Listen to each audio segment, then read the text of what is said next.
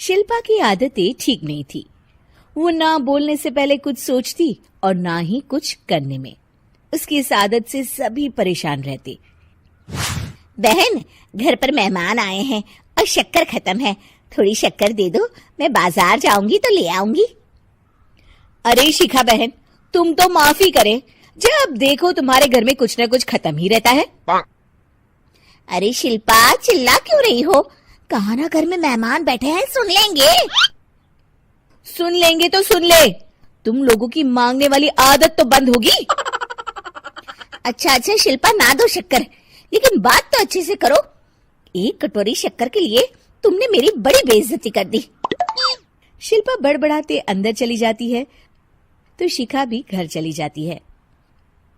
माँ, क्या हुआ?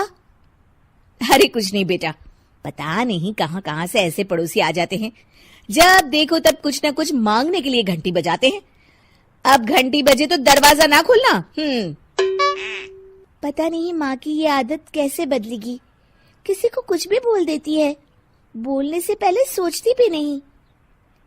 शिल्पा की ये आदत दिन ब दिन बढ़ती ही जा रही थी। एक दिन शिल्पा के दरवाजे सब्जी वाला आया।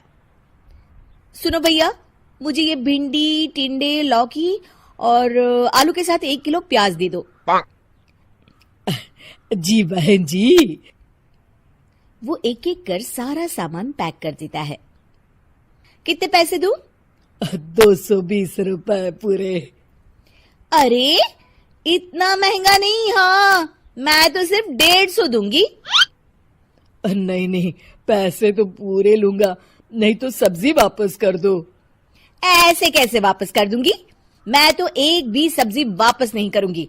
और हाँ, रही बात पैसों की, तो लेना है तो 150 ले लो, वरना मेरे मोहल्ले में घुसने तक नहीं दूंगी। हाँ। अरे नहीं बहन, हम लोग गरीब लोग हैं, ऐसा ना करो। पकड़ो ये 150 और दफा हो जाओ। शिल्पा की बेटी अंदर से ये सब देख रही थी। शिल्पा, तूने तो हद कर दी।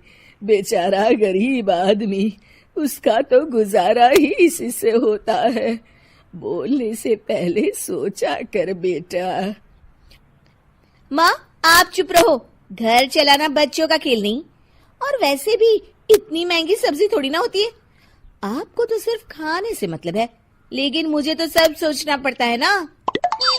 शिल्पा की सास ये बात सुनकर दुखी हो जाती हैं। शिल्पा की बेटी शिल्पा की ये सारी बातें सुन रही होती है। शिल्पा की बेटी एक दिन माँ से कहती है, माँ, ओ माँ, जरा यहाँ तो आना। ओहो, क्या हुआ? क्यों चिल्ला रही हो ऐसे बेटा? हुआ क्या? ये देखिए मेरी स्कूल की ड्रेस कितनी गंदी हो गई है, इसे कौन धोएगा? लेकिन ये तो साफ है बेटा, मैंने अपने हाथ से खुद साफ किया है। माँ, ये ड्रेस इतनी गंदी है कि मैं इसे पहन ही नहीं सकती। चलो मुझे बाजार से नई दिलाओ। शिल्पा दुखी हो जाती है और वहां से चली जाती है कि तभी सामने उसकी सास मिल जाती है। शिल्पा, अरे ओ शिल्पा, ये क्या सब्जी बनाई है? ऐसे भी कोई सब्जी बनाता है? शिल्पा सास की इस हरकत से सख्ते में आ जाती है। अरे माँ को तो मैं जो बना दूं उन्हें वो पसंद आ जाता था, फिर आज वो ऐसा व्यवहार क्यों कर रही हैं?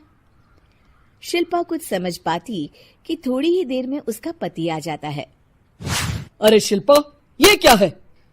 क्या हुआ आपको? ये मेरी अलमारी पूरी अस्त व्यस्त है, तुमसे कोई काम नहीं होता है, सारा दिन पता नहीं क्या करती रहती हो। अरे मैंने तो सारी अलमारी साफ रखी है। इसे तुम साफ कहती हो? ये तो पूरा कूड़ादान लग रही है। शिल्पा परेशान हो जाती है और समझ नहीं पाती है कि उसके साथ क्या हो रहा है। शिल्पा अकेले कमरे में जाती है और जोर जोर से रोने लगती है। तभी वहां उसका पति, सास और बेटी आ जाते हैं। शिल्पा उन लोगों को देखकर और जोर जोर से रोने लगती है।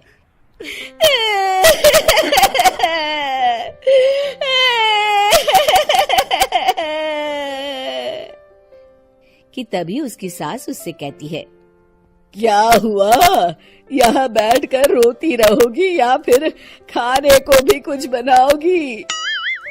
माँ पहले आप बताएं, आप लोगों को क्या हुआ है जो मुझसे ऐसा व्यवहार कर रहे हैं? वही हुआ है जो तुम्हें रोज होता है। मैं समझी नहीं। माँ, आज घर वालों ने आपसे बुरा व्यवहार किया तो आपको कितना बुरा लगा ना? हाँ, मुझे बहुत बुरा लगा। मुझे अच्छा नहीं लगता कोई मुझसे इस तरह से बात करे। सही कहा शिल्पा, जो चीज तुम्हें खुद के लिए अच्छी नहीं लगती वो तुम्हें दूसरों के साथ भी तो नहीं करनी चाहिए। बेटा, हम तुम्हारे अपने हैं, फिर भी तुम्हें अपनों की बात का बुरा लगा। लेकिन सोचो, जिन बाहर के लोगों से तुम ऐसा व्यवहार करती हो उन्हें कैसा लगता होगा। हाँ माँ, आप सच कह रही हैं। मैं आप लोगों से माफी मांगती हूँ। मुझे कड़वा नहीं बोलना चाहिए। मैं समझ गई, मैं आपकी हूँ इसलिए आप लोगों ने मुझे सुधरने का वक्त दिया और मेरा साथ दिया। लेकिन जिन बाहर के लोगों से मैं बुरा व्यवहार करती आई, वो लोग मेरे कड़वे बोल से कितने दुखी होते होंगे। मैं वादा करती हूँ आज से ऐसा व्यवहार किसी के साथ नहीं करूंगी। सीख, हमें दूसरों के साथ वैसा ही व्यवहार करना चाहिए जो हम खुद के लिए अपेक्षा करते हैं।